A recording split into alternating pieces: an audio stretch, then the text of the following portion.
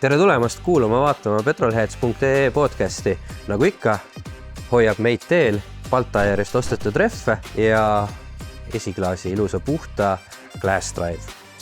Ja täna on meil selline eriepisood drifti jutud ja külas on meil Kristjan Salmre, kellega me siis arutame üldiselt, kuidas on ala arenenud aastate jooksul, kuidas on autod arenenud aastate jooksul, mis oli kunagi, mis on täna teisiti, mis võiks üldse tulevikus tulla hoopis teistmoodi ja selliseid üldisi asju veel. Ja muidugi eriti põnev on see, et me saame teada, mis on kõigi 3 klassi kõige paremad driftitoorikud. Nii et Eglainele.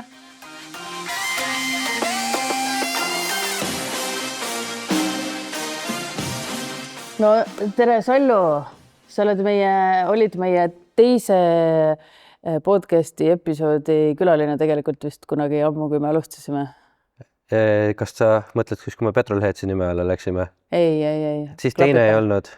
Teine oli Arno Ver. Okei. Ühesõnaga, sa olid ikka suht esimestest, kes meil nagu kunagi algusaegadel käis rääkimas seal. Aga täna mõtlesin, et teeme, kuna hooaega ka käes, teeme drifti jutte. Et mitte otseselt sinust, et räägime driftist globally. Thank God. Räägime driftist muidugi. Tere kõigile. Et mina olen nüüd driftist eemal olnud mingi siuke 4-5 aastat ja ise sõitjana pole juba sõitnud vist 2017-18 aastast saadik. Et mis selle aja jooksul muutunud on? No tegelikult sa ei ole ju eemal olnud. Sa oled ikka iga aasta korra paar väisanud üritusi. Korra käinud, söönud ja joonud natukene ja siis vaadanud natukene. Aga räägime näiteks autode puhul. No see, kui sa mõtled tagasi, nagu mis umbes 10 aastat tagasi versus täna, see on nagu massive. No tegelikult, vaata, kõige suurem muutus on rehvis. Ehk siis rehv kogu aeg muutub. Nüüd on juba, me sõidame, eks ole, mitmed aastad special drifti rehvidega. No me mõtlesime, et this is it, vaata. Ja selle järgi me peame autos ehitama, eks ole, kardaanid tugevamaks, stifrid tugevamaks, poolteljed tugevamaks, vedrustus, kõik ümber seadistada, kõik asjad ja autole jõudu juurde. Ja siis tuli see R1 eelmine aasta. No, siis jälle kõik muutus, kogu pilt muutus. Põhimõtteliselt siuke tunne nagu progressi osak enam sõita. Et see ei ole nali nagu, et see Räägi korra, mis see rehvi vahe on? Ma jõuan sinna kohe. See gripi tase oli nii meeletult nagu suure vahega, ehk siis kui sul olid üks rehv, teine rehv, kolmas rehv, kes, ma ei hakka neid marke või ütleme Westlake versus siis Sestino kollane versus Sestino lilla ja siis tuli see Tri-Ace ka veel, siis sõitjatel olid erinevad rehvid, väga paljud sõitjad panid esimest peal selle alla, mõtlesid, this is it, aga see rehv, sellest on üks rehv on veel kõvem, on JR 800. Ma proovisin seda kulbilahus ja see lõppes mul 3 ribi muruga. Et ma panin reaalselt auto gripis ära keset seda kõige kiiremat alt üles tulekut ja panin otse betoon seina. Aga mis sa tahtsid ühesõnaga, nende rehvide treadwear on läinud nii alla. Mis asi on treadwear? Treadwear on siis rehvi segu põhimõtteliselt, mis kui pehme ta on, kui kiiresti ta kulub, kui palju ta annab sulle pidamist. Mida väiksem number, seda pehmem on rehv. Kas 0 on võimalik? 0 ei ole võimalik. 50 oleme meie näinud. Võib-olla on võimalik, ega ma ei tea selles suhtes, aga mis see endast kujutab mingi läts või? Aga see, ma praegu vaatan seda rehvile otsa, vaata kaamerasse, ega Henrile otsa, ma vaatan seda rehvi sel hetkel, et selle rehvi, ta kulub hoopis teistmoodi. Kus see rehv on? Seal tornis praegu? Seal tornis praegu. Võtan selle. Siin ees on ka kulunud rehvid. Võtab. Et ta kulub tükkidena. Et ta ei ole üldse, ei kulu niimoodi traditsiooniliselt, vaid ta tulebki niisuguste väikeste tükkidena. Et esimest korda, kui me sõitsime, siis minul oli see all ja Frederik Strelkov oli see all ja Laitses oli esimene võistlus. Ma olin just pannud tutika bodykitti autole ja see kollane sama. Siis, see on kuidagi väga sügava mustriga. Katsu seda, jah. Et on tatt põhimõtteliselt. Vajutad näpu sisse, siis reaalselt jääb näpujälg siia loetud sekunditeks. Just, ja mõtlen, et kui ta veel soojaks läheb. Et Strelkov sõitis minu ees, mina jäälitasin Strelkovit. Strelkov hoidis korralikult peal, nagu talle meeldib. Tema sõidab alati vähe kõrgema diffri ülekandega niimoodi, et tema rattakiirus on alati suur. Ja mu auto oli täielikult neid kummitükke. Kui me siit võtame, ma saan siit õigesse kohta ja võtan nätsu. ehk siis sellest saabki voolida reaalselt nagu plastiliinist. Seda on näha ka rajal on seda teistmoodi see rehvi puru alles, seda on esiteks palju rohkem ja ta ongi nagu klombid nagu sellised. No just. Ja esirehvid on ka nüüd kõigil sõitjatel täiesti kaetud, niimoodi mustrit pole isegi lõpuks näha. Ma just vahetasin esirehvid ära selle sinu hunnikus on ju, et need oli liiga palju pinda ja nad korjasid liiga palju omale teiste inimeste rehvi peale ja neid ei saanud enam puhtaks. Et ma nüüd võtsin selle sama R1 teise mudeli, millel on rohkem soond peal. Aga talumisel pole velge, võib-olla lihtsam seda. Ja see oligi, mul oli nagu reaalne probleem, et ma ei saanud enam siis rehvi pealt seda korralikult puhtaks Raassillas ja ma vahetasin ka rehvi ära, millel on rohkem mustrit, et see rehv kergemini üle ääre maha tuleks. Et Raassillas oli see, kes seal üleval nimelt VIPis või omaniku seal loosis olid, siis nemad väitsid, et need vorstitükid, mis siis rehvist tulid, lendasid rahva sekka. Et see on nagu next level. Olgem ausad. Nii, aga mis siis nüüd selle asja tulemusena on? Meil on küll üks võistlus see hooaeg olnud. No okei, Soomega. Soomes olid kõik juba selle rehviga põhimõtteliselt. Meil on tekkinud Street Class Pro klassi näol. Ehk siis rehvide vahe ei ole enam nii suur, autode vahe ei ole enam nii suur ja see aasta ma luban teile, et me näeme oluliselt paremaid ja lähedasemaid tandemeid. Ehk siis enam ei ole sükast käkerdamist nii palju, kõik on aru saanud, et selle rehviga sa peadki hoidma peal, lendad seina äärde, siis sul ongi gaas põhjas ja tuledki sealt välja sükest olukorrast, kus tegelikult normaalne inimmõistus ütleb, et ei tule. Ja samamoodi on siis esirehvid peavad olema ka, Tradeware 50, Tradeware 100, et see jõuaks seda tagaotsa siis kinni hoida. Ma praegu olen autoga teinud väga palju muudatusi, et tagaotsast pidamist vähemaks võtta. Et kõik teavad, et mu auto on suht kandiline, aga räigelt kiire. Et nüüd ta äkki enam ei ole nii kandiline ja väga palju tööd selle nimel teinud ja siin erinevate inimeste konsulteerinud. Kandilise all mõtled sa seda, et ta tahab nagu iga nurka otsaks sõita? Ei, iga kord, kui ma teen gaasiga liigutuse, natuke vähemaks gaasi, juurde gaasi, isegi mitte on-off, iga kord, kui ma poole vahetuselt tulen välja, siis auto hõljub nagu korraks. Käib siuke asi käib läbi, et ta ei ole nagu sujuv. Senki, ühesõnaga siis Jaapani stiilis siuke ülisujuv, vaid pigem ta on siuke räigelt gripi ja iga kord, kui ma gaasi lajatan gaasi peale lähen, siis läheb esiots tõuseb üles ja mul on ratas, mokk on tõllakil, mõne raja peal on mõlemad esirattad õhus, et see on nagu kuku. Et sellega me nüüd oleme tegelenud väga palju, et sellest lahti saada. No, ma vaatasin Raasssillaski see Leedu sõitja Vasiljauskas. Tema igas kurvis tõstis sisemise esiratta alati, ma ütleks nii palju maast õhku. Tal on hästi lühike truup, ehk siis tema ratta siis, kui see auto üles tõstad, siis rattakäik on hästi lühike sellel G-seerial. Aga sellega tegeletakse samuti, ma ise tegelen, mul on, see on tohutu know-how, mida inimesed panevad hetkel driftis silla ja autoseadesse. Vanasti oli see, et mida paremini libiseb ja külg ees on, siis on äge ja võtad veel Vianori tagant kulunud rehvid ja praegu on see, et me otsime ka meeletut pidamist taga ja rehvid on läinud vormeli tasemele põhimõtteliselt. Ma saan, et nüüd tehakse spetsiaalselt drifti rehve, ongi konkreetselt selle ala rehv. Ja see areneb kogu aeg.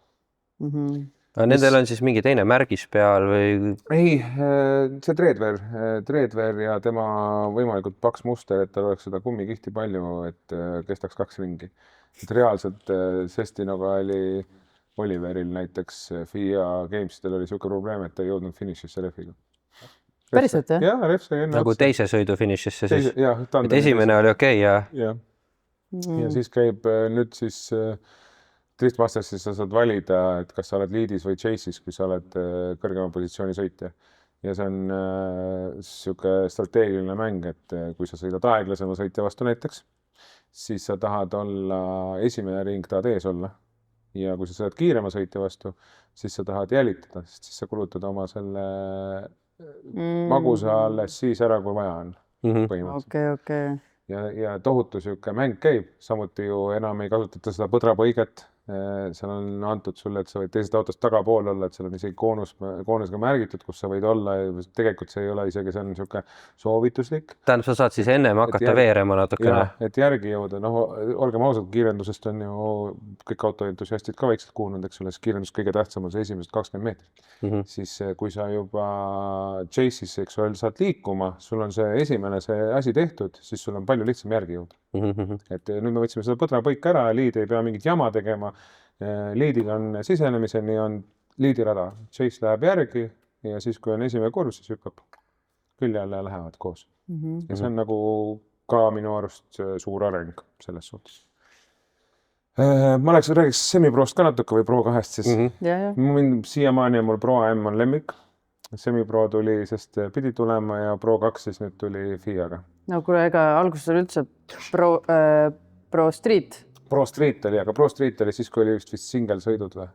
Ei olnud, see oli esimese tandemi klass oli see, et siis kui löödigi lahti nii-öelda, et kuna kunagi oli ju Street ja Pro on ju. Ja siis oli Pro Street. Ja siis oli Pro Street, kus siis olid lubatud kaarega autod või siis puuriga autod ja siis nad said tandemit sõita. Aga jah, mis seal muutunud on? Ühesõnaga keskmine Pro 2 auto on tegelikult ikkagi juba proovimeelne. Jõunumbrite tehnika poolest, seal võib-olla ei ole see Wintersi diffrid nii populaarsed ja käivastid alles lähevad siis professionaalseks. Aga Pro 2 on ülimalt competitive. Võitluslik klass, kus siis sõidetakse monorefiga. Mis see monoref on? Monoref tähendab põhimõtteliselt seda, et ta ei ole ametlikult monoref, eks ole. Me ei ole öelnud, et ta monoref peab olema lihtsalt Sunfull SF888 on hetkel olnud kõige parem ref. Ehk siis ta on tänavaref peab olema, 225 maksimum laius, ei tohi olla sportref, ei tohi olla slick, ei tohi isegi olla slicki vormis, et Sestino vahepeal tuli nende Acrova 07 rohelisega, mis tegelikult peal on E-tähised kõik, aga ta on ikkagi valatud siis sportrefi vormi. Ehk siis ta ei ole tänavaref tegelikult. Sa võid teda tänaval kasutada, aga ta on ikkagi liiga sportref meie tänava. Mille järgi seda siis tehniline otsustab? Ma saan aru, et selle otsuse võtab vastu tehniline. Tehniline võtab selle vastu, refid vaadatakse üle. Praegu just tuli siis Sunfullist samast tehasest tuleb natuke teise mustriga ref, aga temal on kiri peal performance. Et see nagu ei sobiks, aga see on samamoodi nagu tegelikult see on tänavaref, tänava vormis, tänava seguga, tal on põhimõtteliselt sama segu, mis selle Sunfullil samast tehast tulnud, aga mingid Euroopa direktiivid bla ja kuskil pidid nad muutma seda, ehk siis tegelikult on sama ref teise nimega. Ja siis nüüd siis väike muutus on, järgmine võistlus näeme siis neid üle 250 müüdi maha just. Eestisse ja Pro 2. Ja Lätis on ka nagu suur haip ja Leedus on haip selle üle, et on uus ref, aga tegelikult on täpselt sama ref, mis oli see Sunfull. Aga oota, seda veel eelmisel etapil siis ei olnud? Eelmisel etapil vist ei sõitnud, kui siis ma ei ole 100% kindel, kas meil oli leedukaid seal sõitmas, et leedukatel oli ta natuke varem. Paar leedukat vist olid, jah. Oli. Aga nad ei jõudnud selles mõttes võiduni, et noh. Mingi Olva, ma praegu ei ole isegi 100% kindel, mis nimi on, aga meie tehniline vaatas selle refi üle. Sobis. Jah, seda Sestino Acrovat siis on surutud aastaid meile Pro 2 klassi, tuues siis ettekäändeks seda, et ref kestab kauem. Ta päriselt kestab ka kauem, aga ta kestab sul 4, 5, 6 ringi, eks ole, kui Sunfull on 2 ringi. Siis mitte ükski sõitja ei pane tandemisse sul kasutatud refi alla. Ehk siis tegelikult see point kaob ära, tal ei ole hinnavõit, ta on kallim ikkagi, eks ole, hinnavõitu ei ole ja sellega siis nad tahtsid tulla monorefiks, eks ole, kõik pakkusid siin suuri asju kokku, aga reaalsus oli see, et sõitjal ei ole sellest mitte mingit kasu. Aga pärast trenni refina kasutada? Kui ta kestab kauem? Sõitjate mentaliteet on selline, et nad ei kasuta seda. Neil on nii vähe trenni aega, neil on kindel kogus, kui velgi, eks ole. Nad panevad ikkagi uued peale, lähevad tead need lõpuni. nojah, seda küll, ma saan aru, muidu sa paned neid poolikuid sinna ja siis tegelikult... No just, no ma võtsin ühed kaasa Soomest, et ma äkki teen ära, no võib-olla avalaksul teen. Aga üldiselt ikkagi lähevad uued alla, kui me sõidame, sest iga suts, mis sa teed, on ju ikkagi treening järgnevaks. Nii et Pro 2 on tänaseks siis põhimõtteliselt nagu Pro oli 10 aastat tagasi. No ei, autod on ikka tugevalt arenenud, et kõikide autosportide igasugused esindajad, tehnilised, ralli omad, kõik käivad meil vaatamas, piilumas. Ehituskvaliteet on megalt tõusnud, sellega ma olen nõus, aga Pro 2 ma veel ei kuulnud minu arust ühelgi autol seda raha häält. Vaata, tead seda, kus auto seisab stardialas ja siis ta järsku käib kolk-kolk. Ehk siis otsekasti häält ei olnud kuulda. On. Mina ei kuulnud, võib-olla tõesti on mõni. On. Pähe mul küll ei tule ühtegi. No Lauri, Corvette, Mustang on tegelikult on suht eriline käigukast, mis on tegelikult sisu tehtud ja kõik tehtud, aga ta ei ole ikka otsekast. Siis minu arust Polbergi oli seal, minu arust oli seal gearmotiivit ikkagi osadel. Õigus ja ühel autol oli gearmotiivi kirjad ju peal. Ja see on Lauri, jah. Lauri on siis kaagiga, ma ei tea, kas ta on maaletooja, igal juhul ta saab kõigiga väga hästi läbi. Lauri on just äge inimene. Kõigile meeldib väga. Et jah, selles suhtes võime Kaido võtta. Kaido ei ole kahjuks võistlema saanud, sest meil on samal ajal võistlused, kui on Driftmasters. Ehk siis ta on Olli mehaanik. Olli ilma temata ei sõida. Ja siis ta ei saa meile võistlust tulla, aga tema pani näiteks oma M60 Nitro peale. What? Yes, just nägin videot, väga kihvt on vaadata, kui Nitro see kõrgema, läheb ja siis on näha, kuidas see Nitro sotsakas tuleb juurde. Kohe tekib mingi lisapower. Nitro autosina, me oleme näinud küll neid mingeid turbokaid asju, mis siis Nitroga äratavad ennast, see on teine asi. Kaidol on ikka V8 power, et hoiab peal ja siis on nagu vetek lõks sisse, see on jumala kihvt. Mulle meeldis seda videotult vaadata. Ja selles suhtes, et Pro 2 klass on, ta on kogu aeg, ütleme niimoodi, et eelmise aasta siis, võtame Kulbilohu küll, Kulbilohus on palju accidente, ärme seda arvesse võtta, aga Pro 2 näiteks Kulbilohus oli oluliselt jälgitavam ja show rohkem kui oli Pro. Ma ütleks, et seekord oli Raassillas ka niimoodi, et top 8-st oli Pro 2 ikkagi täiesti ukses algusest lõpuni. Ei olnud seda, et nad nagu hiilivad juurde või lasevad vahe sisse, tulevad lähedale, vaid need, kuidas nad poole vahetused toimusid ja kõik, ma ütlen, 10 aastat tagasi ei olnud Pro-klassis ka niisugust sõitu meil. Et selle tase oli metsik, et Pros oli, nagu öeldakse, see väljend on, et Pro teeb Pro asju, ehk siis Pros oli palju rohkem sellist nagu nurgelist sõitu ja seda järgi hüppamist ja vahelaskmist ja uuesti järgi hüppamist. Pro 2 polnud üldse seda. See on mõned sõitjad on agressiivsemad kui teised, Donkey Kong, Dennis Karpov näiteks, tema on niisugune hästi agressiivne sõitja, et tema eesmärk on see hooaeg võita Pro 2 klass, sellepärast et siis ma enam ei kutsu teda Donkey Kongiks. Meil oli niisugune diil ja ma hoian talle väga pöialt, et tal läheks kõik hästi, sest ta on äge sõitja. Ja tal on full on, aga ta kipub ka rammima natuke, mis tegelikult on minu jaoks suur big no. Et rammimine ei ole okei driftis. Et see, kui sa tõmbad refiga kriipsu ukse peale, siis see on okei. See on äge. Jah, see on äge, aga kui sa ikka nätake sisse sõidad, üks juhtub, üks asi on see, kui liit teeb mingisuguse vea, aga kui sa ikkagi tagant surud peale ise, siis no go. Siis Ruudi Lumiste läks nüüd Prosse. Ruudi Lumiste oli üks äge sõitja Pro 2. Pros ma ei ole teda veel väga näinud ühtegi korda sõitmas. Ma olin ise tegelesin oma sõitmisega, vaata. Ja eks tal olid mingid automured ka vist minu arust sellel esimesel etapil. Minu arust oli päris mitmel. Ütleme niimoodi, et tal olid need automured juba sellest hetkest, kui see auto valmis sai, oli väga palju muresid, et seal nende see algus on ikka väga raske olnud. Ja eile öösel käidi käigukasti toomas näiteks Soomest. Käigukast tehti korda, said kätte, paid alla, tegid, ma ei tea, ühe ringi või faktid täpselt puuduvad, jälle katki ja poisid sõitsid niimoodi, et hommikul Soome ja esimese laevaga Soome, viimase laevaga tagasi ja tõid uue kasti, et siis. Mis kast see siis? See on gearmotiivi kast. nende siis anomaalia oli see, et kui paned teise, läks 4 sisse vist, et see Gearmotive ütleb, et see ei ole võimalik, aga no küll see selgitatakse välja, Gearmotive on ka, nad ju tulid alles kvaliteetfirma ikkagi ja nagu selles Nad mõttes. tulid välja oma korpusega just ja seda nüüd nad siis levitavad ja eks seal titevigas tuleb, seal arvestades see ei ole väga vana ettevõte.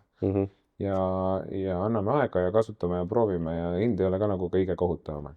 Kui rääkida üldse nagu driftiautode ehitusest, et kui keeruline see on, mõnes mõttes minu silmis on ta üks lihtsamaid alasid, kus autot ehitada, sest mitte üheski teises autospordi suures alas ei ole võimalik selline asi, et ma vaatan, millega maailmameister sõidab ja siis ma valin kataloogis täpselt samad tükid välja, teen linnukesed, vajutan buy now, eks ole.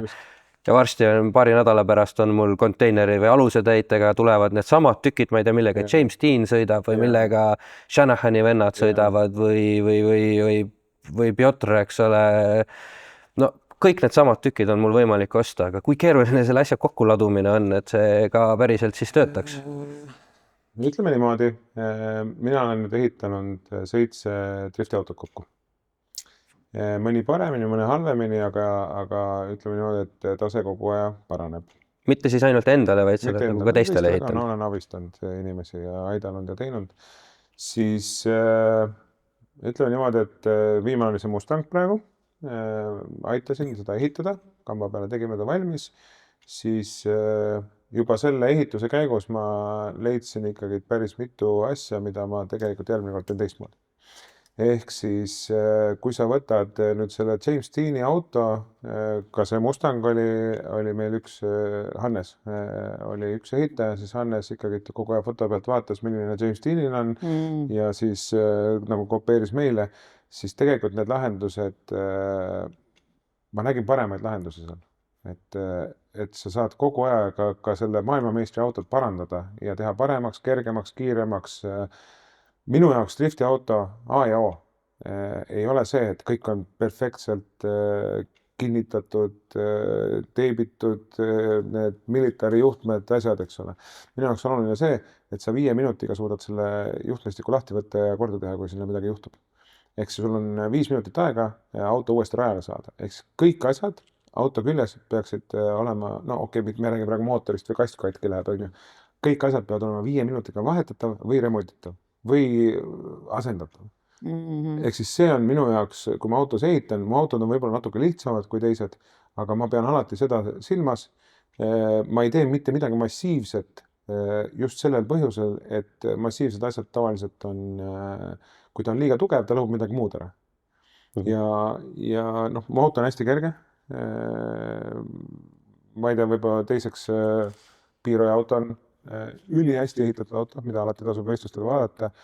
Kõik asjad on läbi mõeldud, aga kõik ei ole siuke high-tech nagu näiteks AGK-l, vaid kõik on siuke, poisid pool põlve peal teevad, mõtlevad ise välja, parandavad neid uhkeid lahendusi, mis tegelikult on nagu turult saada. Nad teevad need veel paremaks, nad kaaluvad, Piirojal on väike kaaluke laua peal, kaalub asju, mida nad auto külge panevad näiteks. See on nagu, et sa võid selle auto vaadata, kui sul ikkagi know-how puudub, sa ei ole kogemust, siis piltide põhjal sa ei ehita sellist autot nagu vaja. Aga kui palju on seda iseehitamist ja kui palju on nende nii-öelda kataloogitükkide külge keeramist? Kõik asjad vajavad modifitseerimist. Isegi kui sa võtad näiteks Mustangile Weisswerbi kiti, siis on sul vaja sinna keevitada natuke, siit vaja ära natuke lõigata, siia vaja natuke juurde teha. Mitte siis Weisswerbi enda tükkidele, vaid kerel? No Weisswerbi, pigem Weisswerbi enda tükkidele üks heib oli vaja end keevitada vist. Selleks ka amordi külge, mitte Weisswerbi. Selles suhtes need tükid on valmis, aga näiteks neil on ka areng, kogu aeg käib. Meil oli probleem, meil amort oli vale nurga all, ei käinud ilusti Mustangil. Ma ei tea, kas see oli nüüd meie auto viga või läks kohe see asi edasi teistele, mis nad teinud on, aga kohe tuli nagu versioon sinna juurde, et see asi töötaks paremini ja kohe uuendamine. Näiteks minu autot on Weisswerbi inimesed, insenerid teavad nagu läbi ja lõhki, sellepärast, et kui alguses mingisugune E90 palikas tehti, siis see topiti minu auto külge vaadata, kas töötab. Näiteks roolivõimendi elektriline, et ma sõitsin 2,5 aastat või isegi 3 aastat sellega ringi. Wisewabi, mul oli see karp oli algus nii suur ja nüüd ta on siuke pisikene, et see juhtkarp, eks see moodul. Et ma sõitsin ammu sellega ringi, kui maailm veel ei teadnudki, et üldse siuke asi võimalik on. Ja samas need sillajupid on, mul on mingisugune versioon, mul ei ole isegi poest müüdav komplekt seal taga, mul on mingisugustest asjadest kokku pandud asi seal taga, et ta ei ole prototüüp enam, sest asjad on juba tootmisse läinud, aga ta on mingi, mille põhjal siis katsetati ja mul on mingid augukesi, kuhu ma saan asju panna palju rohkem kui teistel, et jah, võib-olla prototüüp on siis see õige sõna. Näiteks siukese arendus käib kogu aeg. Mustang Kit sai valmis, jälle leidse mingid asjad, mis võiks teistmoodi olla, tehakse ümber ja samamoodi kogu aja see areneb. Kas ilma Wicefabita täna saab üldse, ma ei räägi Street Classist, aga seal Pro 2 või Pros sõita? Nojah, sa võid Wicefabi koopia osta.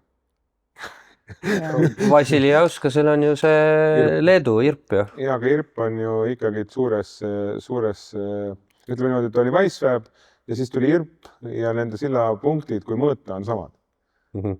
Saad aru? Yeah. Aga ma mõtlen, et aga on üldse kedagi, kes ilma sellise asjata sõidab? No jah, eks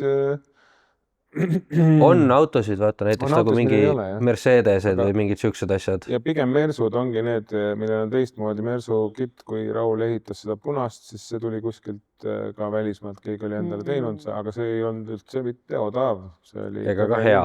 No ilmselt mingi custom build on. Ja pluss nad pidid ümber ehitama kõik asjad, et ja inimesed teevad, ega mul on see Coletis X5 roheline, võib-olla olete kuulnud, näinud, Instagramis on siin kogunud 7,5 miljonit vaatamist, mingi kärakas, eks ole, aga see on tagavedu M60 manuaalkastiga, short shifteri ja hüdrokaga.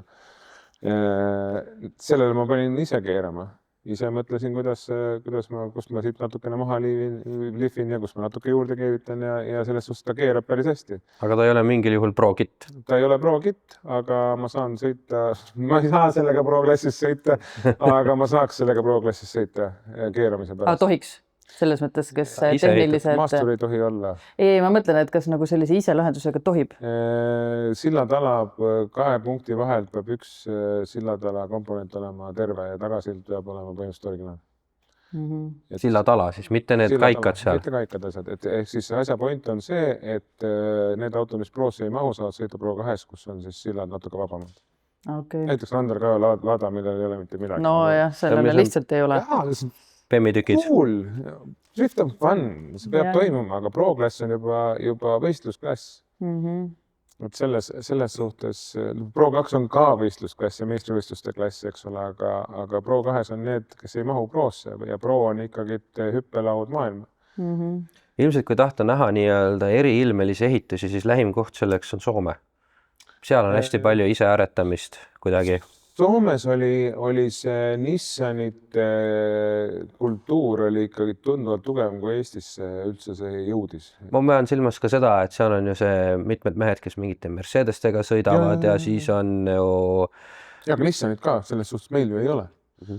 Väga mitte. Ja siis on ju veel mingid mehed, kes seal Toyota Seelikaga isegi ju oli ju üks mees, kes endiselt sõidab.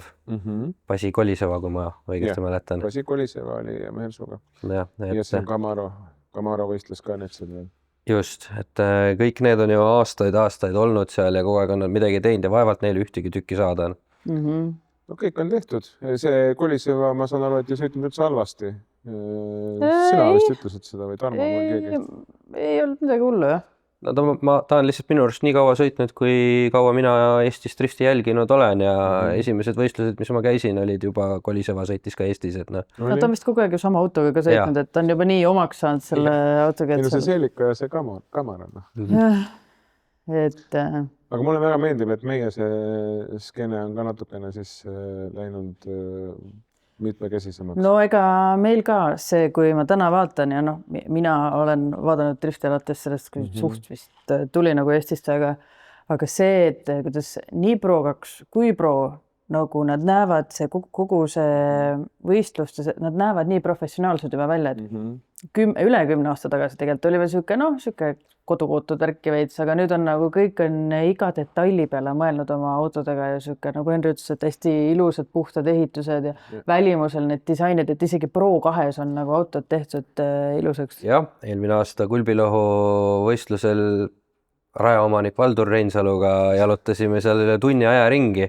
Tema ei teadnud driftist suurt midagi peale selle, et sõidavad mehed külge ees, aga talle meeldisid autod ja ma pole varem kuulnud, et Valdur positiivselt teiste inimeste ehitatud autode kohta niimoodi räägib pikalt. Jah, varem oled kuulnud, et ta on öelnud mõne asja kohta, et on ilus või midagi, aga see, kuidas ta lihtsalt käis ja vaatas ja imetles ja ütles, et täitsa lõpp, et ilusad autod on ja nii hästi ehitatud, et vaatad kapoti alla, kõik on korralikult ära pandud, kõik juhtmed ja voolikud jooksevad õigesti, midagi ei ripu kuskil, et uskumatu. Ta ei suutnud ära imestada Kondratšenko Mersut. Ja selle juures oligi kõige rohkem seda juttu. Edasi-tagasi käis ja tuli jälle tagasi kogu aeg. Aga see on jälle, see auto on nagu arvutimäng. Et tegelikult tema rool äärest äärde on tiir. Ja sellise vormelirooliga ka vist, eks ole? Vormelirooli ja ta saab põhimõtteliselt nupust siis keerata mitu tiiru rooli teed ja kui tugev on roolivõimend ja kõik asjad käivad rooli pealt põhimõtteliselt. Aga kui tulles ikkagi nagu maalähedasemate asjade juurde tagasi, siis puhtteoreetiliselt küsides, mis on täna kõige parem auto, mis ehitada Street-klassi, Pro2 ja Pro-klassi, sest meile oli eile võimalik esitada ka küsimusi Petrolheadsi kanalile, et mida te tahate kuulda ja üks härrasmees küsis, et kas Volvo 745 oleks hea driftiauto. Näita mul pilti. Kui on tagapealine kandiline Volvo. Ei, miks mitte, aga kui sa kaaluga, tegelikult samast on selle aasta auto, et ta ei tohiks väga palju kaaluda. Me nägime ju isegi seal Chicago driftil oli ju see luukpärad. Seal oli see telliskivi. See on päris cool. Street-klassis kindlasti, Villi Sigarilli, mina kutsun ta Villi Sigarilliks, las talle Sigarillio või mis ta on, eks. Tema on ju olnud, oli talvekas ja vist taht Streeti ka sõita, oli Volvo ja tegelikult Volvosi on siin veel liikunud ja ma tean, et hästi populaarne on Soomes ja Rootsis Volvo talvedriftidel. Et ta on ju ikkagi tagavedu, tal on ka mingisugust jõudu, on ju. Ja nendega sõidetakse ja ma usun, et on Rootsi, Soome poolt on kindlasti olemas know-how, kuidas seda autot ehitada nii, et ta hea oleks. Street-klassis küll keerama ei tohi panna. Aga minu arvates praegu kõige apetiitsem auto Street-klassi on E90 3-liitrise mootor. E90? E90. Okei. Ma vahepeal ütlen, et Mattias, nii et kui sul oli tõsine küsimus, et kas see on okei auto, millega drifti sõita, kui see oli tõsine ja sa tahad streeti sõita, siis proovi ära lihtsalt. Aga nii, miks E90? 4-ukseline on veits kergem kui kupee. Uksed on lihtne vahetada. Kergem? Veits kergem on, jah. Aga ta on ju raskem auto kui E46 ja E36. Jaa, aga tead, E36, teed väiksed kõksu, kui terve rada on juppe täis. Tal on, ma ei tea, 4 tuleliistu, raamid, asjad, kõik. Ja. Seda on nii raske hoida ilusana. Kui sul midagi juhtub, okei, aga see ei pea sinu süü üldse olema, et sul midagi juhtuks. E82 on, natuke raha sisse panna. See on midagi mul oli ka talvekas oli diisel 120, 160 midagi kilovatti sain sealt välja. Diisli kohta oli väga okei, kuiva peal ei olnud väga mugav. Aga kui selle kere peal oleks näiteks see 3-liitrine, siis ta oleks ka kindlasti väga apetiitne auto, sellepärast et E90 keerab juba loomulikus asendis piisavalt. Et temaga on isegi sutsu rohkem kui 46 ja 36. 46 ja 36 on roosteprobleemidega, nendega on praegu 100 miljonit häda. Nendel sa pead põhimõtteliselt, et praegu osaleda Street-klassis juba mootoriga hakkama asju tegema. See 200 kilovatti või 190 kilovatti või 170 kilovatti 3-liitrine E90, olen mis aasta oma. See sõidab põhimõtteliselt bone stock juba hästi. Et sinna teed oma kempi, kässari veits kergemaks, koil alla ja on juba näpud püsti ja aga sillaseade mõttes E36, 46 on ju see nii-öelda ühe suure õtsaga trailing arm sild, 90-l on juba multilink, et seda on ju oluliselt raskem keerata, et ühte keered läheb teised paigast ära ja Mina olen tegelenud 16 aastat sellega.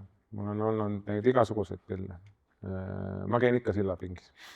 Ma võin ise teha, panna plaatidega paika võistlustel mingisugune häda, aga ma lähen ikka sillapinki, sellepärast, et seal ma saan selle jätnud kõik ühe kaugusele.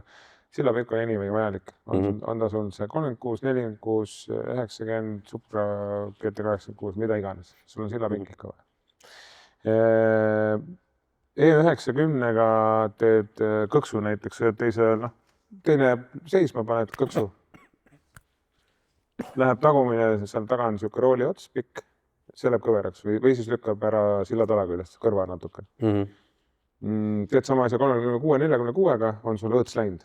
Õõts on kohe kõver, õõts on tuksis, võib-olla ka hästi läheb siis mingisugune üks M-kumb siis kas kämberaarm või siis ülemine kaigas, eks ole. Kus on koilid. Ühesõnaga, see on nii palju väikseid nüansse, aga asja point on see, et 90-l sillatala maksab 80 eurot. See kaigas, sa võid ise kokku keeritada kui vaja, võid võtta mingi 15 eurose Intergarsist, mis iganes. E46, 36 käänmiku, sul on suured poolteljed, sul on see 330 oma, diisli oma näiteks. No ei leia nii kergelt enam selliste hindadega, et mul on väga kahju, aga 36 ja 46 on vana auto. Mitte sellepärast, et äge ei oleks. Ma kindlasti ei taha seda teed minna, mis läks Drift All Stars, kus nüüd teeme kõik uued autod ja vanad autod ära ja mina vahetasin auto ainult selle pärast 36 pealt selle peale, et Drift All Stars ütles, et vanad autod varsti enam keelatakse ära. Ja kes ei mäleta, siis Drift All Stars oli sari, mis oli ennem Driftmastersit. Täpselt nii. Siis, mis on Pro 2 klassi? Hea valik. Pro 2 klassi on hea valik kellegi teise poolt valmis ehitatud auto, mis müüakse odavalt. Ükskõik, mis ta on. Aus vastus tegelikult. Ja 36, 46 näiteks ühesõnaga Igor Weissmann, Kevin Luigele Ranesti poolt eelmine aasta ehitatud 46. Kahjuks ei saa teile hindadest rääkida, ta ei ole väga kallis auto Mersu mootoriga, see on see 5,5 liitrine vist vabalt hingav. Nad väidetavalt tegid 10 päevaga selle valmis, aga tegelikult autos oli vist puurasjad olemas. Ma ei tea, poolik oli, ütleme nii. 10 autoga tegelikult, või 10 päevaga ikkagi ei ehita autot valmis päris. Ta oli sõitev auto ja eelnevalt, et lihtsalt ta tehti Pro 2 autoks. Näiteks väga hea lihtne. Margel hakkame täpselt samasugust kohe ehitama siin samas garaažis. Mersu mootoriga. Margel on M60 turbo. Nii, aga miks... Weissmann pani ka turbo peale. Täna ma näen, et hästi palju kasutatakse just Pro 2 klassis seda Mersu mootorit. Jah, nii rida 6 kui ka V8. Miks? M60 on otsas. Okay. M50 on otsas. M50 maksab 700 eurot juba. Ei, 7000 eurot. Ei. Väga palju raha. Väga palju plokk oli. Ma ühesõnaga, Lauri ütles mulle mingisuguse 7 sotti kõlab reaalne, jah? Ei.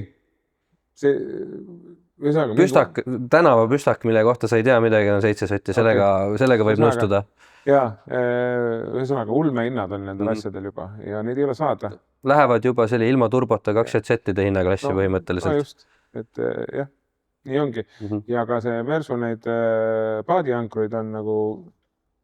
On jah? Praegu on meil. Ja 104 veel seda rida 6, turbot ära see tee. Suurik, Aleksander Pihhoja aitab kindlasti know-how'ga väga palju.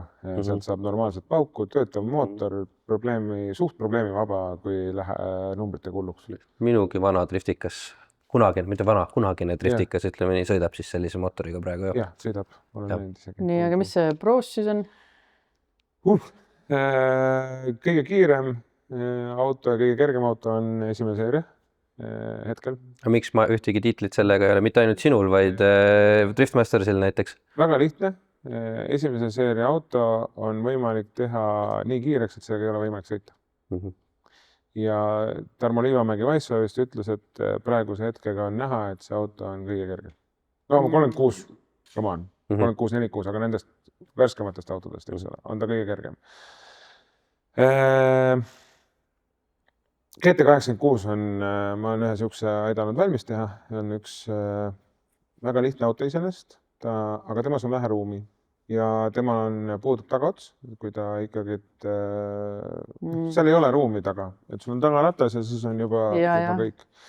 Et see oleks minu jaoks nagu üks miinus, aga samas ma tean, et paljud on just sellepärast tahavadki seda autot, näiteks kui Lauri Heinonen seal oma taguotsa kogu aeg küljest ära sõitis, S13 on siis antud juhul. Nissaniga siis. Ja, siis nad tegid lühemaks, eks ole, aga see pikkus on umbes sama, mis GT86 ja GT86-ga ju on võidetud väga palju sarjasid. Esimene seeria pigem ei ole sattunud seda juhti veel. Vaatame, Jack Shanahan teeb USA asju. Ta võttis esimese seeria. USA-s on tal esimene seeria, Euroopas on GT86, jah. Just, aga need autod on paljuski väga sarnased ja kui ma istusin, kunagi me hakkasime Siim Oskari autot siin ehitama, eks ole, ja me saime ta sõitma, siis ma istusin sinna rooli, siis ma tundsin ennast kohe kodus. Ehk siis ta on ülisarnased autod. See on huvitav midagi. Ja Jack Shanahan sõidab, eks ole, GT86-ga sõidab esimese seeria, et isegi nende silla ehitus on sarnane.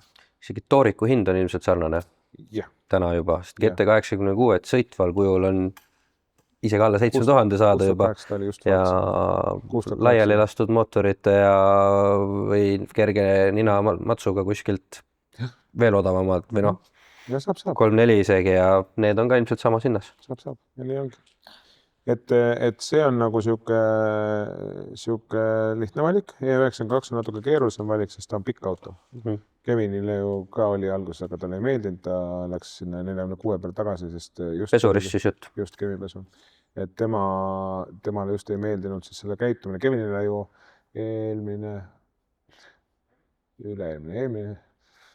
üle-eelmine aasta talvel, siis sai Wisewavi poolt testiks Narrow Kitiga. Kitsa kitiga siis. Jah, kitsa kitiga Wisewavi sild ja tal oli vist 150 kilovatti, äkki 2,5 E90. Tal ei meeldi, tal lihtsalt ei meeldi, aga samas minule nagu väga meeldib. Aga tema mõnel ei istu lihtsalt, sest ta on pikk ja ta on ikkagi kolge, tal on rataste vahe on nagu pikem. Ja siis on see GT86, need on nagu põhiautod, ikkagi pro-klassiga. Kui sarnane on esimene seeria selle nii-öelda teise seeriaga F22 siis vist? Ka väga sarnane, aga teise seeria, nüüd on heaks saadud. Teise seeria see algus oli väga raske. Miks ta siis erinevat on? Kas sild on erinev või ta on raskem või? Ma ei ole süvenenud. Okay. Ma tean seda, et 17 tulid rattad pidid vahepeal all olema, et tuld küljest ära keeraks ja nii alamaaljad, ühesõnaga, millega tegeleti ja nüüd on korras. Aga ma ei oska täpselt. Et tuld küljest keeraks, mõtled nagu esituld jah, et ratas mahuks koopas käima. Okei. Mingid pseudoprobleemid. Krogerisel läheb nüüd vist 3. või 4. auto juba, mis ta teeb ja nüüd ta ehitas oma G87, mis tundub, et on oluliselt valutam kui F. Sellepärast, et näiteks Ville Kaukonen, põhimõtteliselt kõik, kes on oma selle auto ehitanud, nii Sirba, muidugi jälle Ville Kaukonen istus ja sõitis, kõik hästi. Sirba väidab, et ta ei ole siiamaani aru saanud, mida see auto teeb. Aga kui sa seda vaatad, siis ta on ikka päris kärts ja purts ja mulle tundub, et selle autol meeldib suures nurgas sõita. Ehk siis saad korralikult peal hoida. Ta nagu minu auto näiteks tahab kiireid poolevahetusi, tahab siukse seminurgaga sõita ja kiiresti, hästi kiiresti. Aga tundub, et see G87 on siuke auto, mis võtab oma aja ja sõidab suure nurgaga. Need autod on väga erinevad, et sa võid küll silla seada neid asju muuta, aga see põhiolemus autol on selline. Kui me tehnikast praegu räägime, siis Silver on küsinud, kas 2JZ või M50? B58. 2JZ ja M50 on vanad mootorid, kui neid leidub veel, kui sa tahad omale high-tech kõva mootorit, siis mina läheks ilmselt seda teed, et ma võtaks stardiblokiga 2JZ kui kvarteriga. Ehk siis see oleks kõige parem KRL Piiroja auto mootor on kõige parem mootor praegu üldse drifti jaoks, arvan mina. Eestis olevatest. Kui sa tahad bang for buck, minul on S58, mis on avamata. Ma turbotasin ta ära ühe turboga. Ta tehasest tuleb ju 2 turboga, eks ole? Jah. Jutt käib siis, mis auto teil see on peal? Karelil on sinu see, mis me räägime, S58. S58 on X4M, M4, X3, need, mis on competition'id M-id. Need on siis need 3-liitrised. 2022 üles performance BMW mootorid. Rida 6, 2 turboga. Minul on 2022 aasta X4M-i pealt, millel on pandud siis 2024 aasta karter. Ja bone stock mootor, nipet-näpet tehtud, ülikerge, sõidan nüüd 3. hooaeg, mul on 530 kilovatti, 800 newtonit, aga mul on auto ka kerge. Aga see on selle mootori vabalt hingava piir, millega ta kestab, ma sellest üle väga ei läheks. Aga kuidas tema juhtimine lahendatud on, see on ju otsepritsega? Kui sul on palju raha, siis sa saad otsepritsega Moteki aju oma. Nüüd ma olen kuulnud, et siin on veel lingil ja mingil asjadel on olemas mingid moodurid, mida saab kasutada. Ma ei ole kuulnud, et ükski töötaks. Aga Moteki ajuga saad selle tööle, siis on ta... Aga kui sul ei ole palju raha? Ma ei ole praegu aru saanud, miks see parem on. Sa saad... Aga kui sul ei ole palju raha? Siis sa võtad makseku, paned sinna peale, paned otsepritse kinni ja kasutad port injection'it. Tavaliselt piustud peale. Originaal sisselaske kollektoril on kohad olemas, kuhu need piustud panna. Puurid augud sisse, paned tellid niukist omale lati ja on kõik hästi. Tehas kohe mõtles driftimeeste peale? No tundub nii, jah. Aga see fun fact selle mootori kohta, B58, S58 mootor on tegelikult diiselbloki peal, diiselkaanega, ümber ehitatud siis performance mootor. Eks põlemiskamber on tal kandiline, et peaks olema ilus ümar on ju kõigitel bensukatele, aga diislitel on kandiline, et see pauk oleks kõvem, eks ole. Ja, aga sellel on kandilise peaga siis performance mootor. Aha. Fun fact. Nii et sarnases hinnaklassis ehitades nii-öelda ära tee M50 ega 2Z, vaid vaata juba B58, S58 poole. Täpselt. Ja kui sul on palju raha, siis võta tardiblokiga Tool JC. Miks mitte V8? V8 vabalt hingav. Aga turboga? 23... Kompressoriga? Mis mootorist me räägime? Ükskõik milline V8. LS mootor, LT, ameeriklased. Kõik lähevad üle 20 000. Kõik, mis sa tahad normaalset asja lähevad, kui sa võtab mingi paadiankru, LS1 mingi asja vana, LS3 mingisuguse lihtsa versiooni, okei, saad 15 000-ga võib-olla hakkama, ma ei tea, kas selle juhtimine mahub või ei mahu, aga ma paneks selle kergema, väiksema mootori sama raha eest sinna vahele. Aga jaa, V8 on väga hea, kõik ütlevad, V8 madalalt hakkab, suur Newton on ju, ainuke asi, mis V8 on parem on hääl. Sest minu mootoril on 3600 pöörde pealt 800 newtonit. Seda ei tee V8. Ma selle hääle koha pealt olen just sinuga vastupidisel arvamusel. Minule meeldivad just rida 6 hääled ja V8 see, nagu kuidas ta käitub rajal nii-öelda. No ühesõnaga, mulle meeldib mu X5 hääl rohkem kui selle hääl, aga selle hääl on väga eriline, et ma lepin temaga. Jah, ta on vaikne sul. Jah. Vaikne, aga siuke eriline. Kõik saavad aru kohe, et mina tulen. Me oleme siin nüüd 40 minutit rääkinud nendest klassidest ja autodest, aga lähme korraga ürituse poole peale edasi ja ma võtan siin mõne küsimuse. Näiteks on Karl küsinud, et miks on Eesti driftis etappi reede laupäev just, mitte näiteks laupäev pühapäev? Me tegime üks aasta, see oli 22 äkki, tegime laupäev-pühapäev. See oli kurnav, sest esmaspäeval pidi tööle minema. Lihtsam on reede vabaks saada, kui esmaspäeval vabaks saada. Lätis ma lähen see nädalavahetus Lätti, ma lähen sinna reedel ikkagit, eks ole, kuigi võistlus on laupäeval. Sa lähed võistlema sinna? Ma lähen võistlema sinna. Ma räägin praegu võistleja seisukohalt. Ma lähen võistlema sinna, ma lähen reedel sinna ja ma saan minema siis pühapäeval kell 7-8-9. Ma jõuan kell 1-2 pühapäeval koju ja ma pean esmaspäeval olema kell 9 siin garaažis.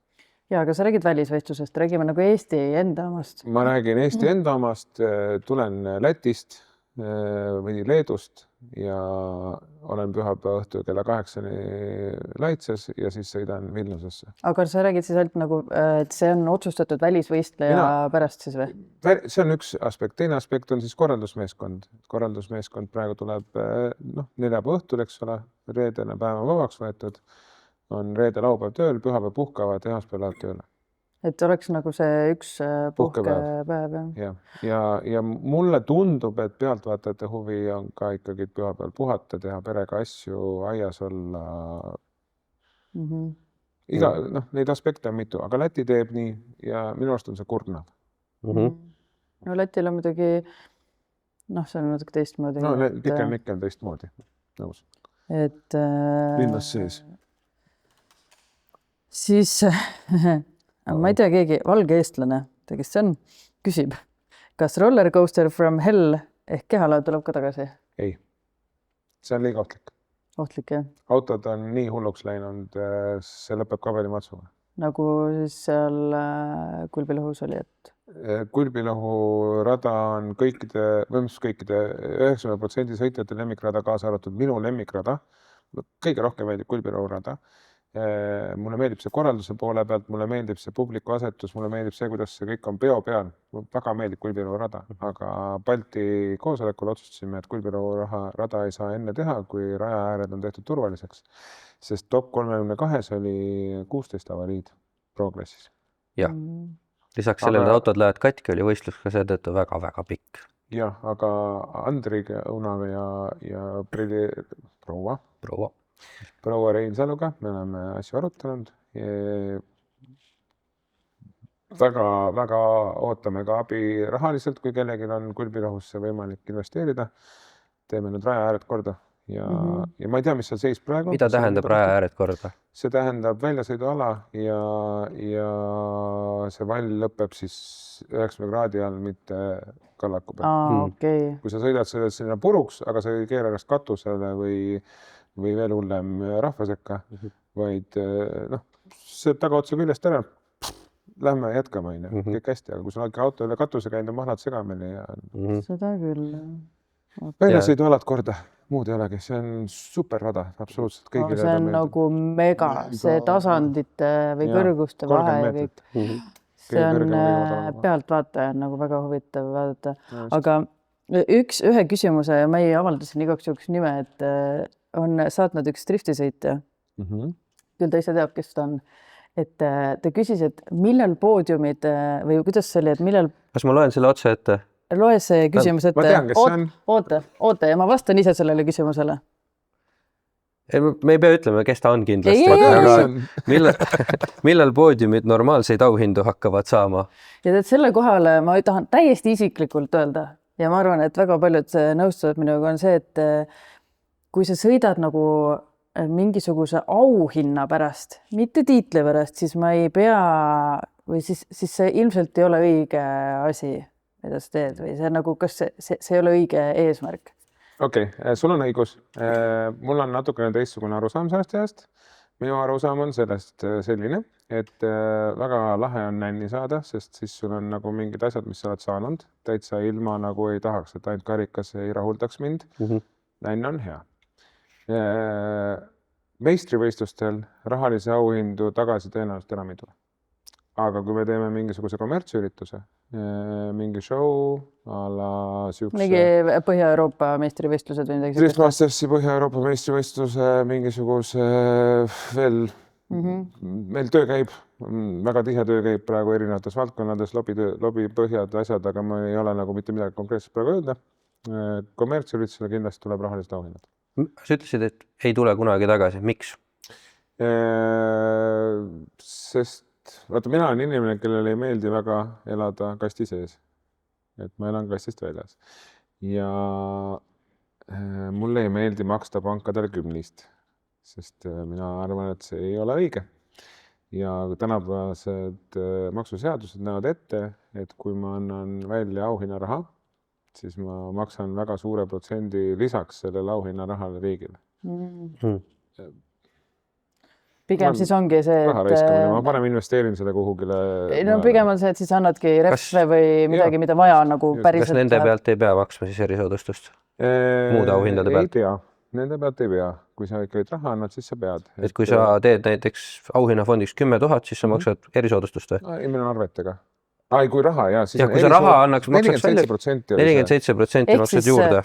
See on väga räige, et see on tegelikult hea vastus, siis, sest neid küsimusi on tegelikult palju eelnevalt ka olnud, et pool su võidetavast summast läheb lihtsalt. Ja, ma parem investeerin selle kuhugil mujale. Ma arvan ka, et seda pigem siis nagu kas siis selle sündmuse korraldusele või siis poodiumi see nännilaud või kuidas iganes seda nimetada on. Mis on see aasta nännilaual?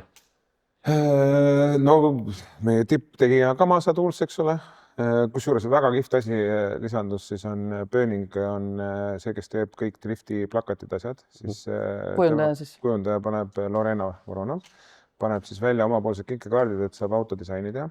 Mulle väga meeldib see. Päriselt või? Päriselt. Väga tuus. See tähendab siis ka kleepimist, mitte ainult disaini? Tema ei kleebi, tema teeb disaini sulle valmis.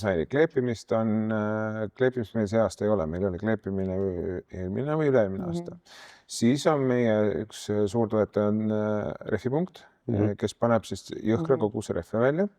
Tri-Ace'i rehvid, Pro-klass saab iga võistlus 6 esikoht, 4 teine koht ja 2 kolmas koht. See on juba korralik summa. Siis, see oli hooaja peale ju või iga võistlus? Iga võistlus on selline auhind. Iga võistlus. Et kui varem oli see, et 1500 eurot oli see... Aga mis see ref maksab? Et siis me saame kohe aru, mis on nagu... 95+3.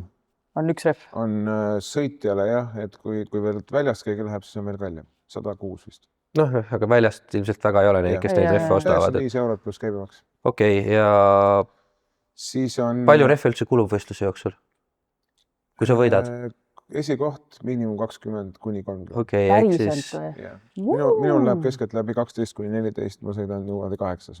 Nii, et 6 reffiga saaks siuke kolmandiku reffidest tagasi enam. Jaa, aga see on... Ja. See sõitja jaoks ref on nagu... Ei, muidugi. Pluss meil... Mis selle nimi oli, kes pani Daniil või? Daniel Oy või mingi siuke vist oli. Mul on väga häbi praegu, aga ta tuli niimoodi prompt sisse, et tema on pannud siis Pro 2-le 2 reffi ja Streetile 2 reffi.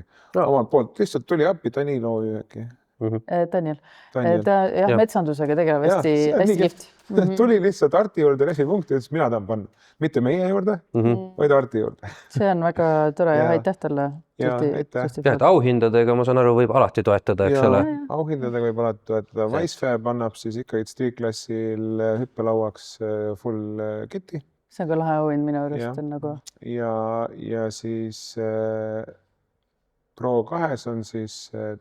Ma ei tea veel, kuidas see välja näeb, aga tõenäoliselt autoeksperdi kinkakad tulevad.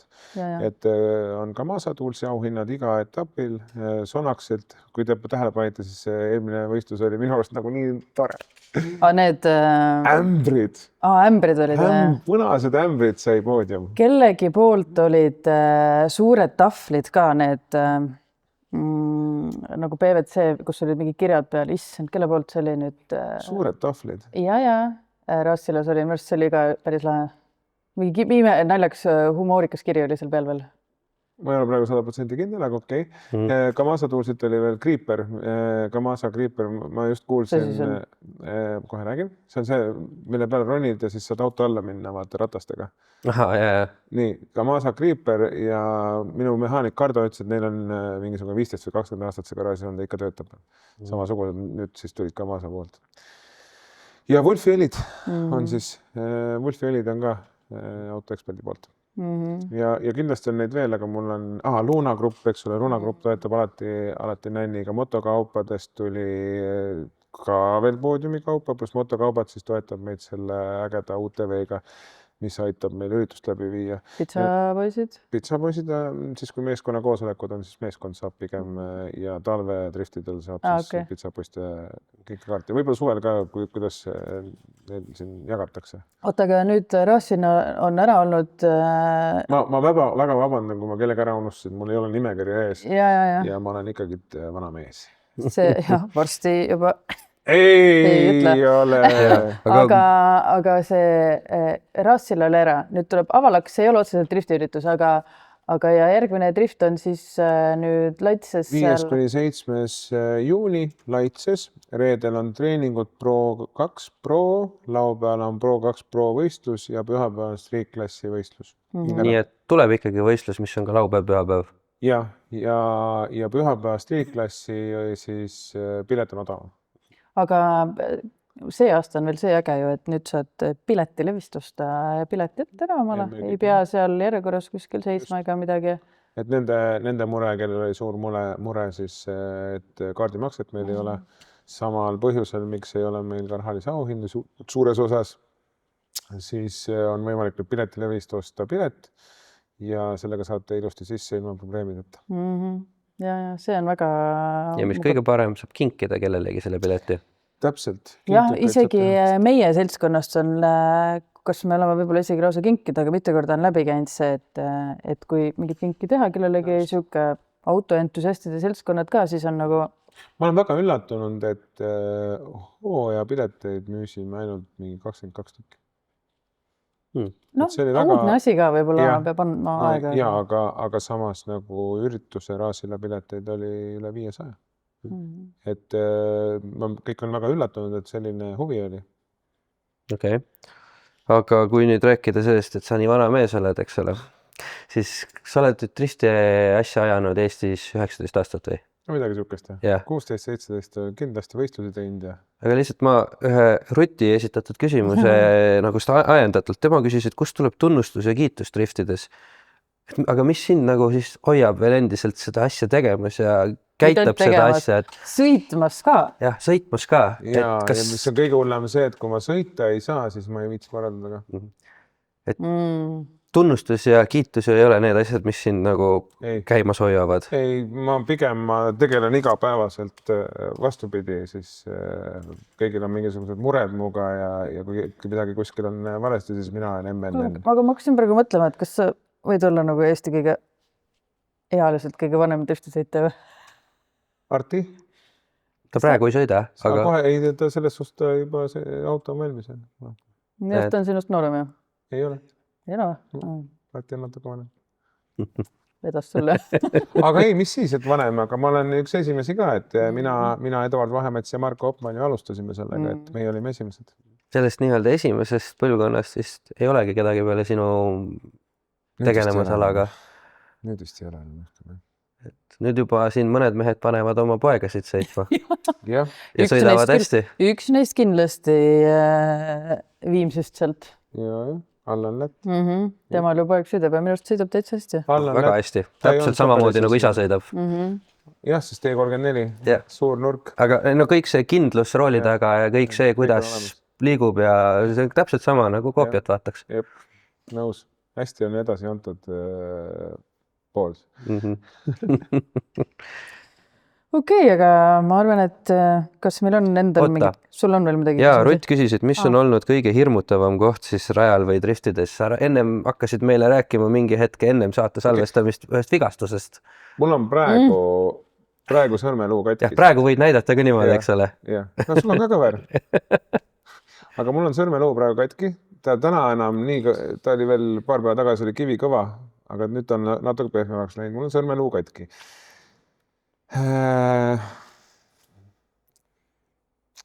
Kui ma oleks mõistusega inimene, siis ma ei oleks teinud nii.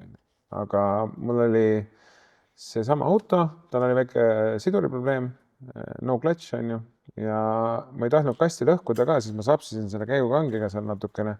See toimus Raasilla selle pika kurvi eelses kurvis. Nii, jah. Parem kurv siis. Tõmbasin kolmandat, tegelikult nagu sa sellest neljandasse klippi sealt teise kurvi lõpus tuled välja, siis ta tõmbad kolmanda ja siis lähed neljandasse ja viiendasse ja siis lähed selle rahva ette pika kurvi peale.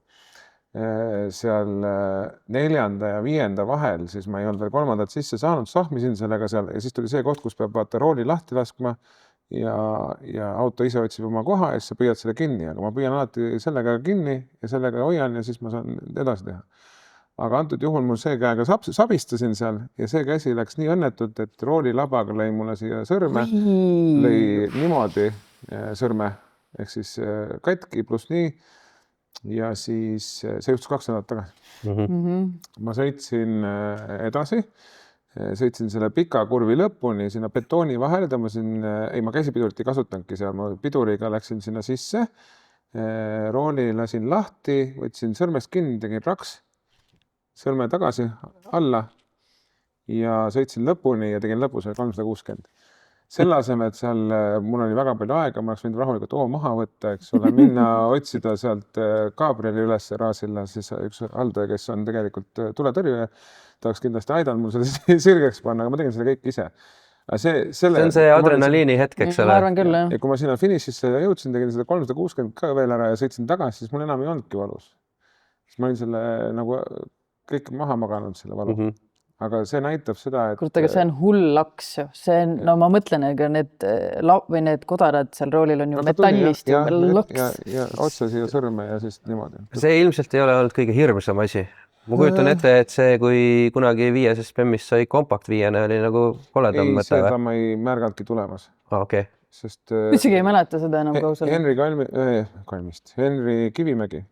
Henri Kivimägiga olime stardijoone peal Pikernikis ja ütlesin talle, et ära tule. Aga ta ikkagi tuli. Ja kõige hullem asi, mis sa driftis teha saad, on jäta vahe sisse või jäta vahe sisse, ära tule ligidale, jäta vahe sisse. See on kõige hullem asi, mis sa teha saad, sellepärast, et kui esimesel autol midagi juhtub, siis sina tuled suure hooga tagant. Siis sul on see kiiruste erinevus hästi suur. Ja ma tegin see, mul oli roolisüsteemis oli 3-4 on niisugused hoovad, siis seal üks hoov oli katki, midagi kõver või midagi niisugust. Ja tegin spinni, sest ratas sõitis koopasse sisse. Ja Henri Kivimägi tuli siis täie hooga sinna taha nurka ja see oli pilt taskus. Mul oli kõrvaliste oli vastu, või juhiiste oli vastu kõrvalistet käinud ja kõik raamid kõver ja kõik. Huvitav, peaks otsima pärast siia vahele, kas ma leian selle klipi kuskilt netist. Ja see oli äge klipp ju, kuidas teha kompakt ja aga mul ei olnud mingisugust võimalust nagu näha ega teada seda. Hirmu tunda nii-öelda. Aga mis oli hirmus, oli siis, ma rääkisin, kui me alustasime vestlust siis podcasti, siis rääkisin sellest JTR 800 rehvist ja kulbilõust. Siis ma panin selle rehvi alla, sõitsin ühe ringi, ta oli külm alles. Jumala hea, siuke sujuv rehv on ja mõnus oli lasta. Ja teise ringi siis keskkohal ta läks nagu tatiks ära ja grippis niimoodi ära, et mul jäi autol jõudu väheks, jõud ei ole me käinud üle. Ma tulin sellest suurest künkast alla, kõik teavad, eks ole. Siis ta vajutab vedrustusega kompressiooni, maksimaalne pidamine. Ja ülesse minnes, siis seal on väike kässari koht ja lähed uuesti gaasi peale. Aga ma üldiselt ei tee seda. Ja siis tookord ma ka mõtlesin, et nüüd jõuga lähen üle ja grippis taga otsa ära, ehk siis rattakiirus kadus ära, tõmbas esiotsa niimoodi. Hops, ja sirgelt betooni üle õhu. Ühtegi jälge maas ei olnud, lihtsalt betooni, jumaki. Ja see kestis tegelikult, vaata, ma ei saanud aru. Ja siis oli, kus ma midagi teha ei saanud enam. Ja siis oli õhulend. Ja siis selle betooni põrkest ma veel, Vallo oli starter, siis Vallo hüppas veel eest ära, lendasin sinna stardi sirge peale tagasi. Kus kohas? Kulbilõhus, vaata. Esimene kurv, eks ole? See oli trennis ja... Esimesest kurvist tuleb... Sealt starti tagasi lennata nagu... See on ikka hea õlend. Seal on ikka korralik lend. See rehv kogus kiirust ka ja ma ei lasknud lahti ja ma hoidsin lihtsalt peale. Siim Oskari auto oli minu taga ja siis sealt on videost on näha ka, kuidas see juhtus. See on jah, kes on natukene võidusõiduga tegelenud, see teab, et tegelikult kõige hirmsamad hetked on need, kus nina läheb alt ära. Mitte kui tagumik läheb ära, vaid see, kui nina läheb, sa näed, mis juhtub. Kõike näed parimast vaatepunktist, eks ole, ja sa ei saa mitte midagi teha. Sa tead, et sa ei saa midagi teha. See on kõige hirmsam alati. Ja õhulend on teine asi. Aga tegelikult enne kui me lõpetame, tahaks veel ühte asja küsida, et siin on nüüd küsitud, et mis toob drifti tulevik. Mina tahaks seda võib-olla laiendada sinna suunas, et eelmine aasta oli Driftmastersil kasutusel see Wally süsteem. Nüüd on see USAs, aga Driftmasters võttis selle ära. Vastad tõele? Jah. Mis toimub? Korra nagu hakati juba minema, see kind of toimis ja nüüd jälle... Me ei tohi rääkida. ma tean väga täpselt väga palju selle kohta, aga ma ei tohi rääkida. Aga räägi nii palju, kui sa tohid näiteks, mingi lihtsamalt, et... Volli ei tööta, ei tööta. Volli töötab selles suhtes, et ta vaatab, kus sa kastis oled, kõik asjad vaatab ära. Oota, räägime kõigepealt meie kuulajale vaatajale, kes võib-olla ei tea, et mida see tähendab. See on siis alustame otsast peale. 2022. aastal Driftmasters hakkas autode külge panema GPS-mooduleid. Alguses olid need väiksed ja nad läksid järjest suuremaks. Siis raja äärde pandi igasugused radarid, asjad, mingid püüdjad ja siis hakkasid tekkima kõigepealt joonte kujul, eks ole, ja lõpuks isegi nüüd see Volli on siis arvutisüsteem, mis paneb kokku, sa isegi näed videos, mis asendis su rooliratas oli. Ühesõnaga, jah. GPS-iga mõõdab ära su kiiruse, nurga, inertsi, G-force on inerts, eks ole vist. Ühesõnaga, kõik mõõdab ära ja GPS-iga paneb paika su rajal paiknemise, ehk ta teeb põhimõtteliselt ära hindaja töö. Aga ta võtab ära inimvea. Ja kui inimene hindab drifti, siis ta ikkagi jätab mingid asjad meelega välja. Kui sa ikka oled seal rämeda nurgaga, põhjagaasiga. Ja sa pead mingi kompromiss vaata võib-olla kuskil vahel. Aga Volli võtab selle ära. Ja, ta ei saa aru, seda inimlikku poolt ei ole. See on natuke nagu see... Vau-efekti ei tekkida nagu kuiv asi, mis mina olen tegelikult 100% ülereglementeerimise poolt. Ma tean, sorry sõitjad, mina olen väga paljuski kõikide reeglite asjade taga, aga ma olen, te ei kujuta ette, kui palju mina olen seisnud selle eest, et üle ei reglementeeritakse. Et ei tehtaks rohkem. Et ei tehtaks mingeid nõmedaid reegleid. Ma olen sellega niimoodi võidelnud, te ei tea seda, te ei saa seda kunagi teada, aga seda on meeletus koguses ja väga paljude inimestega olen tülitsenud ka sellepärast, et meil oleks see drift fun, mitte ei oleks mingisugune kuiv kliiniline ala. See on võrdluseks natuke nagu see, et kui tänaval pannakse välja mingisugune huvitavasse kohta kiiruspiirang näiteks ja siis pannakse sinna kaamera. Kaamera hindab alati seda, et pluss 3 kilomeetrit tunnis, selge, tuleb trahv, eks ole, aga kui sa satud päris politseinikku otsa, kes võib-olla kuulab su põhjenduse ära, kelle ees vabandad ette taha, eks ole, ja siis on võimalik, et ütleb, et ära rohkem tee, eks ole, paneme näiteks hoiatusena kirja. See on see Volli. See on see Volli versus nagu inimene. Inimlikult on üldse politseiga niimoodi, et ta saab aru ka, et inimene, kui paljud ei sõida võib-olla püsikaga ja see pluss miinus 3 siia-sinna on. Selge, panime praegu paika, hindajad on politseinikud. Sisuliselt. Põhimõtteliselt natukene nagu on. Ja politseinik võib teenida välja austuse, aga ka võib teenida välja pahameele. Nii, aga nüüd minnes selle küsimuse juurde tagasi, et nüüd me teame, mis on Volli. Volli on siis digitaalne sõidumeerik põhimõtteliselt. See on see asi, mis on nagu väga paljudele autosportlastele või mootorisportlastele eluaeg nii-öelda pinnuks silmas olnud, et näed, et drift on ikkagi hinnatav ala, et et võiks olla nagu rohkem ta kuidagi. Aga nüüd võeti ära, eks ole? Võeti ära, aga ühesõnaga ta võeti nüüd USAs kasutusele. Ta põhimõtteliselt töötab USAs, ta teeb küll neid samu vigu, millest me just rääkisin. Mida me tegelikult nägime Driftmastersil toimumas ka. Inimfaktor ikkagi, ja Driftmastersil me nägime veel eriti hästi, kus lubati, et ei kasutata seda, siis ta nimi ei olnud Volli veel, aga ühesõnaga nüüd ta on Volli, ei kasutata Vollit. Ja siis Kevini ja Vitšeku sõidus näiteks vaadati, et näed, tema oli siin nii palju piduri peal, tema oli siin nii palju ja ainult seda ühte sõitu vaadati, mitte seda sõitu, mis oli vastupidi. Ja Kevin sai tegelikult karistuse selle pärast, et Volli ütles nii.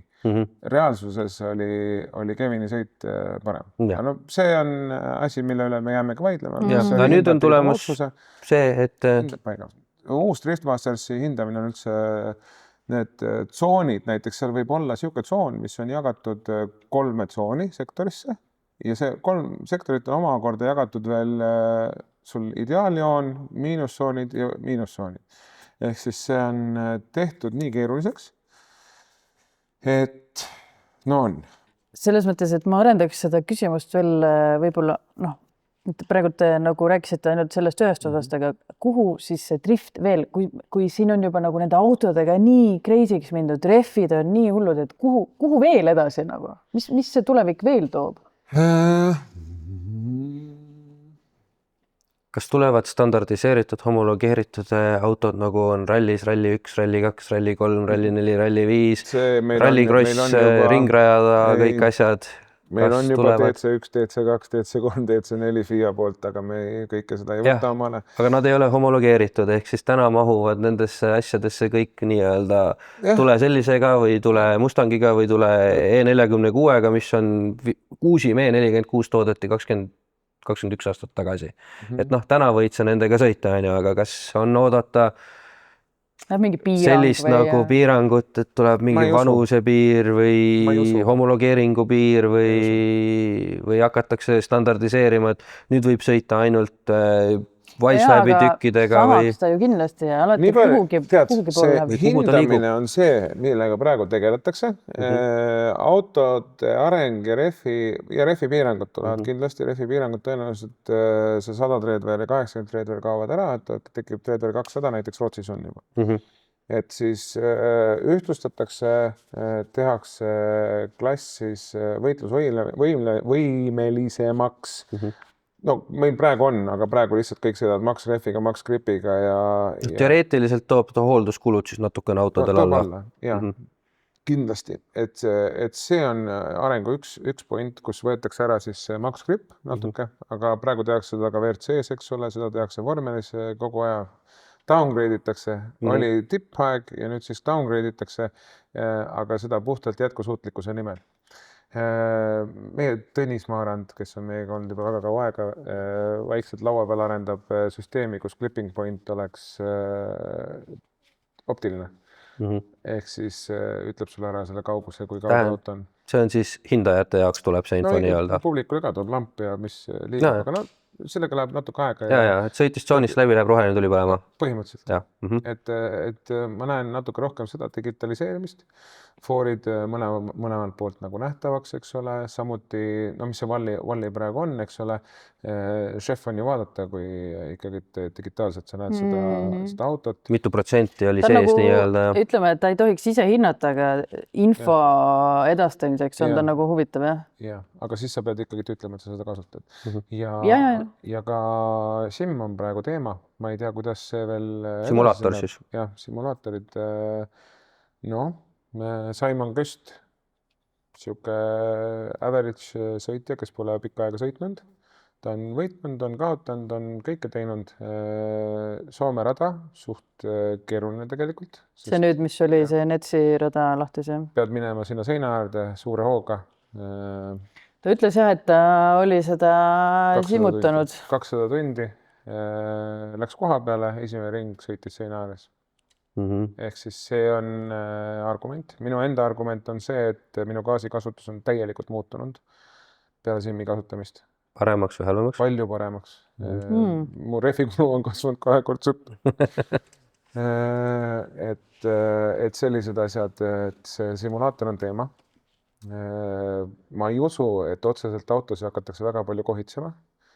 Et tegelikult on ju nendel mootoritel piir, sest sa võid ehitada 1500 võõruse auto, aga ta ei kesta. Ja keegi ei taha seda. Jah, okei, see tardiblokiga 2JZ võib-olla kestaks, eks ole. Ja refist käib niikuinii üle. Ja refist käib niikuinii üle, et sa ikkagi samamoodi pole mõtet ehitada mingisugust 400 kilovattilist turbostriidikat, eks ole. Sest see 205 ref paneb sinna piiri paika ja sa lihtsalt nühid seda koha peale, sa ei leia seda magusat kohta üles üldse, kus see pidamise piir on ja siis tuleb mingi 3-liitrine E90 ja läheb eest ära ilma suitsuta. Et selles suhtes, et need füüsika paika suht koht, aga minu jaoks driftis, miks ma tahan driftiga tegeleda, miks ma olen drifti juures, miks mulle see drift meeldib, on see, kuskil mujal sa ei saa, see ei ole 1000 hobujõud, aga 1000 hobulise autoga sõita ametlikult meistrivõistluste arvestuses. Peale träägi? Ei, trääg on... Nagu kurv, jah? Trääg võib olla ka tänava auto, mis on sul tehtud, eks ole. Taimetek ka, jah. No, jah. Kas ta on mingi meistrivõistluste arvestuses? Ikka midagi teevad. Ja Taimetek on, aga Taimetek on väga erilised inimesed. Väga erilised tehnikaga. Tõenäoliselt on nad kuskil IT-valdkonnas väga ja siis nad saavad endale lubada ja see time attack ja drift ei käi kokku, sest drifti võid siin, ma ei tea. Ei no seda küll, et erinev, driftis ei saa sõita poeautoga selles mõttes. Ei saa. Et jah, et üks on väga analüütiline ala ja teine on väga lõbus ala. Just. Et see fun ja see, et ma saangi teha, no ma võtan seal plastiku küljest ära, mul on tegelikult auto on siuke lihtne kere. Kuule, aga kui tavaliselt sa küsid, et viimaseks küsimus, et mida ei tohi kunagi oma autoga teha, seda me oleme sul küsinud, aga võib-olla küsime täna niimoodi, et mida ei tohiks driftis mitte kunagi teha?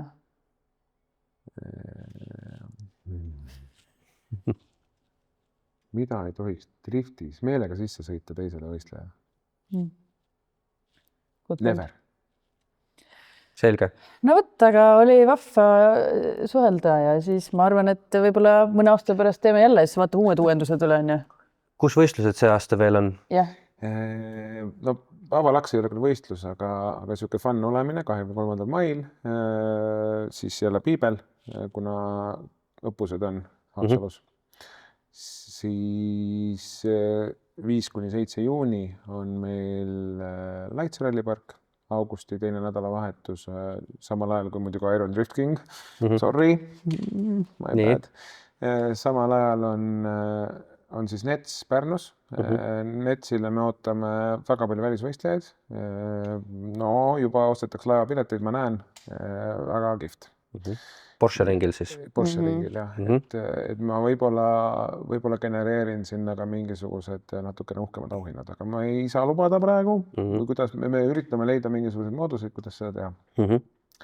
Ja siis, mida mina väga ootan, kuna me kulbilooti ei saanud teha, siis me otsustasime, et me teeme see aasta 2 Raassillat, siis Raassillas see uus rada, mida sõitis see aasta Street juba hooaja alguses.